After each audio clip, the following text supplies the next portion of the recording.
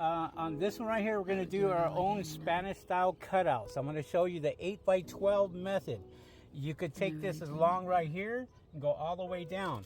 I get a measuring tape and I'm going to measure from the middle of each top right here. So from here to right here is where I'm going to cut 8 high, 8 high, 8 high.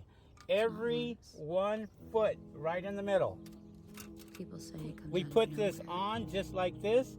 We're going to make a T right here. So what we're going to do is we're going to grab this corner and all the way to the top, and we're going to pull it up just like this.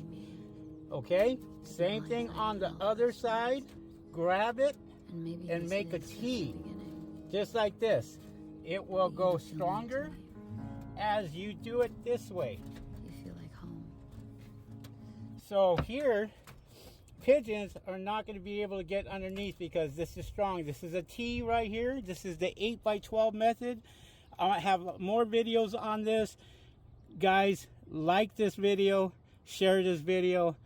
Catch you guys on the next video. Make sure you guys go to our YouTube channel and check out our YouTube channel.